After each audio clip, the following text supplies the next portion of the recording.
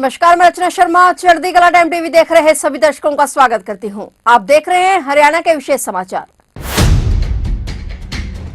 मुख्यमंत्री मनोहर लाल तीर्थों का जीर्णोद्धार करने के लिए कृत संकल्पित हैं। सीएम मनोहर लाल के प्रयासों से ही प्रदेश में तीर्थों का कायाकल्प हो सका है। इसी कड़ी में अब जल्द ही कुरुक्षेत्र के पास पिपली में संत रविदास और सिख गुरुओं की स्मृति में स्मारक बनाए जाएंगे ताकि लोग उनकी शिक्षाओं से प्रेरणा ले सके। इतना ही नहीं, सीएम मनोहर लाल ने श्रद्धालुओं को कुरुक्षेत्र के पास 48 कोस के तीर्थों का भ्रमण करवाने के लिए जल्द ही बसों की सुविधा शुरू करवाने की भी बात कही है। मुख्यमंत्री मनोहर लाल साधु संतों एवं आस पड़ोस के प्रबुद्ध लोगों के साथ परस्पर संवाद करते रहते हैं ताकि उनसे वे सीख ले सकें और समाज को भी उनकी शिक्षाओं से प्रेरणा दे सके। इसी कड़ी में मुख्यमंत्री मनोहर लाल ने हाल ही में कुरुक्षेत्र में 48 कोस तीर्थ सम्मेलन के दौरान उपस्थित साधु संतों और आस पड़ोस के प्रबुद्ध लोगों को संबोधित करते हुए घोषणा की थी कि कुरुक्षेत्र के पास पिपली में संत रविदास और सिख गुरुओं की स्मृति में स्मारक बनाए जाएंगे ताकि लोग उनकी शिक्षाओं से प्रेरणा ले सके। इसके साथ ही श्रद्धालुओं को कुरुक्षेत्र के पास 48 कोस के तीर्थों का भ्रमण करवाने के लिए जल्द ही बसों की सुविधा शुरू करवाने की भी बात कही। उन्होंने कुरुक्षेत्र की भांति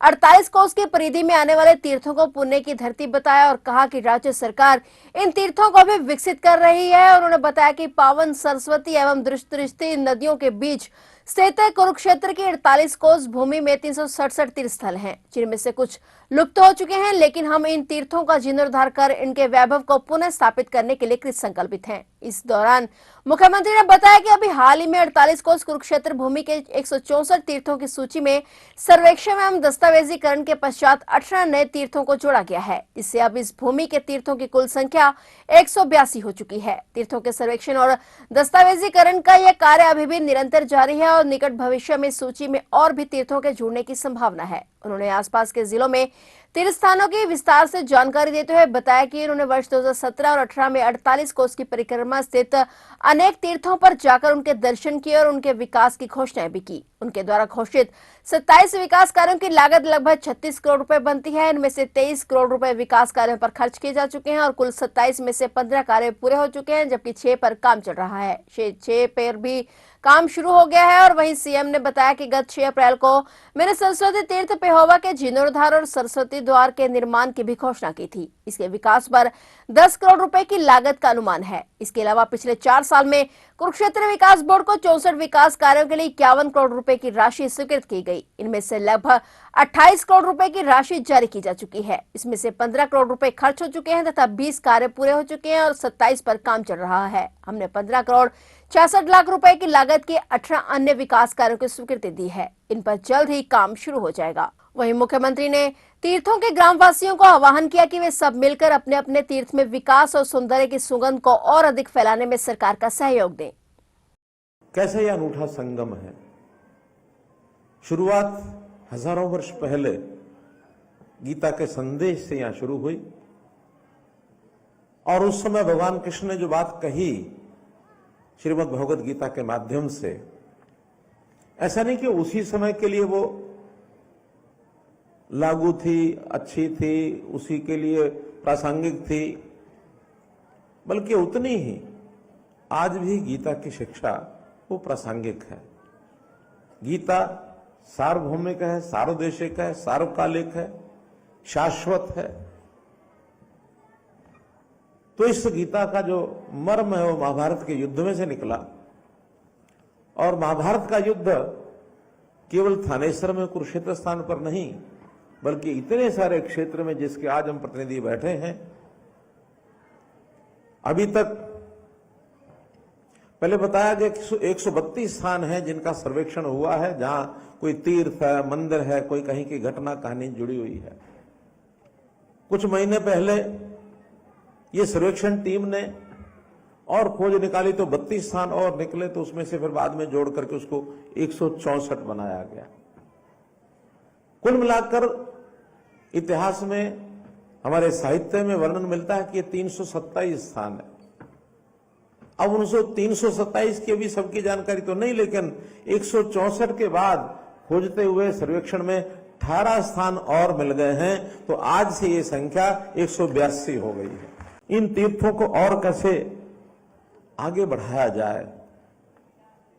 कुरुक्षेत्र की ये गीता जयंती का जो स्थल है, इसकी तो योजनाएं हमारे केंद्र सरकार की ओर से भी बन रही हैं, हरियाणा सरकार की ओर से भी बन रही हैं, हमारे जो टूरिज्म डिपार्टमेंट है वो भी बना रहा है। लेकिन जो ये अलग अलग स्थानों के तीर्थों की जो खोज हो रही है, वहां के लिए कुछ किया जाए, तो 4 वर्ष पहले मैंने स्वयं एक एक जिले में जाकर के सभी 5 जिलों में 5 दिन लगाए। सभी तीर्थों पर मेरा जाना नहीं हुआ, जैसा बताया कि समय में होकर आया हूं, मैं लगभग 65-70 स्थानों पर गया हूं। मेरी इच्छा है कि मैं सब पर जाके आऊं, समय मिलेगा वैसे देखेंगे। लेकिन उन सब स्थानों के ऊपर जो जो आवश्यकता महसूस हुई, कहीं सरोवर का पुनरुद्धार करना है, कहीं मंदिर के अंदर कोई चीज की आवश्यकता है, कोई शेड बनाना है, कहीं शौचालय बनाने, कहीं घाट बनने हैं, तो इन सब स्थानों के लिए जहां जैसी आवश्यकता थी उन योजनाओं को उन्होंने बनाया है। अब मैं ऐसा अनुमान लगा सकता हूं कि लगभग इन स्थानों के ऊपर अभी तक 100 करोड़ रुपए का खर्च अनुमान तक हो चुका होगा, कुरुक्षेत्र के इन स्थानों को छोड़कर। 50 से ऊपर स्थानों पर काम पूरे हो गए हैं, इतने ही काम अभी चालू भी हैं, कुछ स्थानों पर भी नहीं भी शुरू हुए हैं। जैसा जैसा वहां की योजना बनेगी वैसा वैसा इन कामों को आगे बढ़ाएंगे। मैं हमारे केडीपी के जो अधिकारी हैं, चाहे उपेंद्र सिंघल हैं,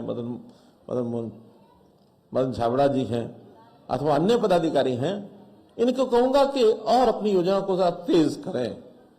तेज करेंगे तो जिस तीर्थ पर जो आवश्यकता है उसको पूरा करने के लिए समाज भी है, सरकार भी है, सब आपको सहयोग करेंगे। और हां, ये सारे काम केवल सरकार पर निर्भर नहीं रहते, समाज भी इसके लिए योगदान करता है, क्योंकि हमारा जितना तीर्थाटन है इस समाज के लोग आगे लेके बढ़ते हैं। सरकारें अपने हाथ में रखे तो सफल हो ही नहीं सकता। श्रद्धा का जो विषय होता, समाज जब उसको करता तब आगे बढ़ता है।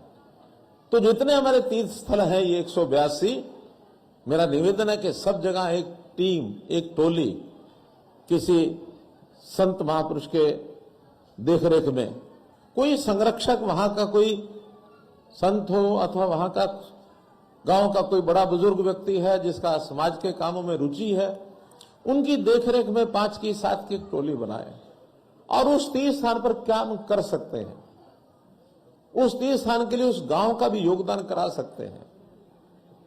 पैसे से हो चाहे ना हो, कम से कम वर्ष में कुछ दिन कार सेवा के नाते सरोवर साफ करना है, उस कार सेवा को हम करा सकते हैं।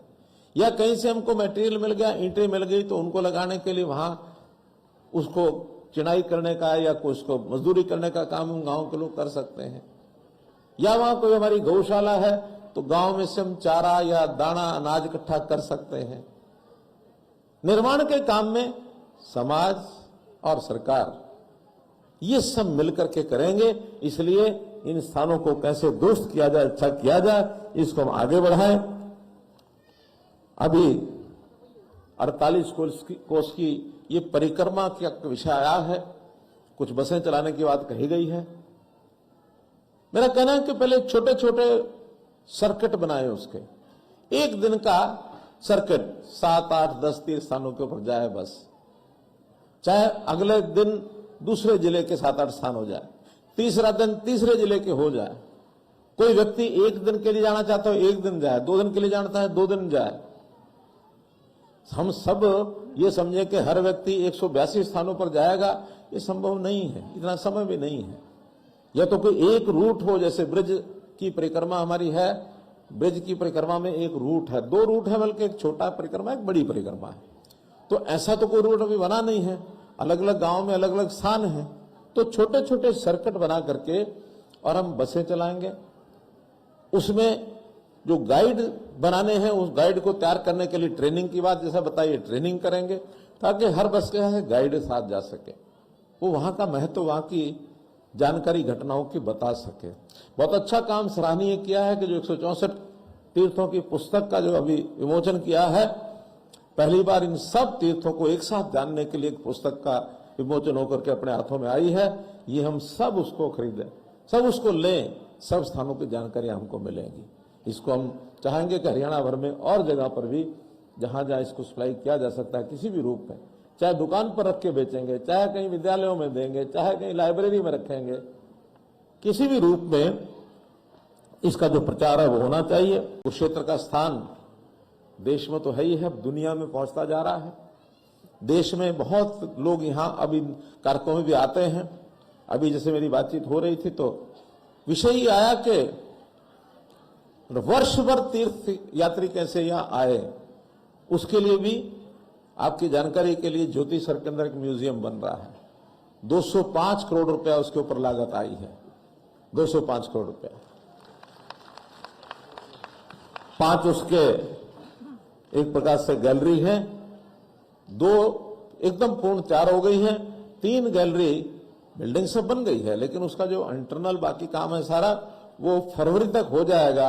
और मुझे उम्मीद है कि जो आचार संहिता लगेगी उससे पहले पहले फरवरी में उन 5 गैलरी का उद्घाटन करके और जनता को समर्पित वो कर दिया जाएगा।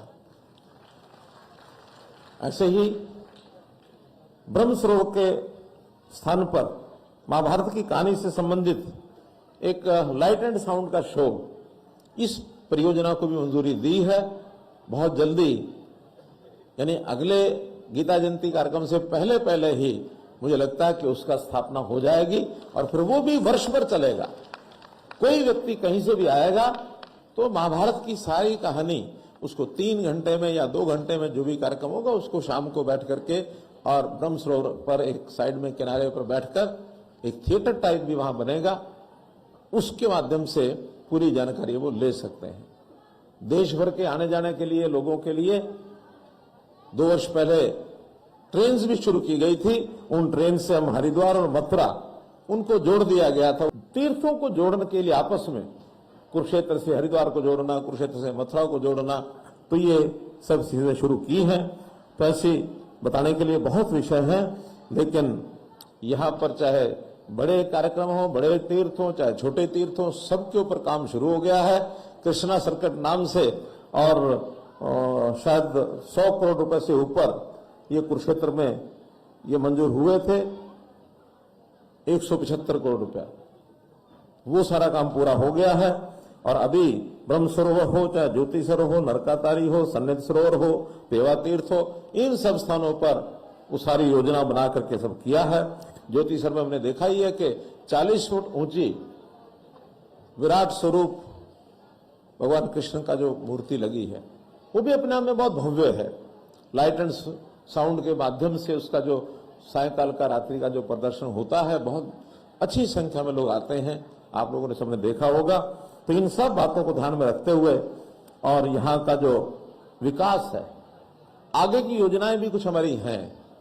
जैसे विचार किया है कि पिपली के आसपास HSVP की कोई जमीन है, तो पिछले दिनों में एक गुरु रविदास जी का एक बड़ा स्मारक बनाया जाए उनकी शिक्षाओं के प्रचार प्रसार के लिए।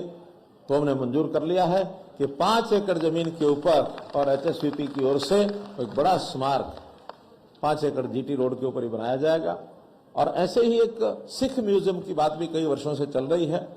पहले घोषणा उसके मैंने अम्बाला में की थी, लेकिन किन्हीं कारणों से बात यह आई कि अम्बाला के बजाय इसको कुरुक्षेत्र में किया जाए। कुरुक्षेत्र में भी जगह ढूंढ रहे थे, जगह ढूंढने में सुझाव अलग अलग आए हैं। कुछ लोगों का सुझाव आया था थीम पार्क में से ही 3 एकड़ जमीन दिया जाए, वो हमने मना कर दिया कि नहीं, थीम पार्क अपने आप में कुरुक्षेत्र शहर का एक ऐसा स्थान है, केंद्रीय स्थान, कि बड़े कार्यक्रम सब यहाँ होते हैं। तो उनके लिए भी 3 एकड़ जगह हमने वहीं पिपली के जो GT रोड के ऊपर ही अलॉट करने का निर्णय किया है कि 3 एकड़ जगह उनको वहां देकर, और ये सिख समाज के गुरुओं का एक स्मृति संग्रहालय ये बनेगा।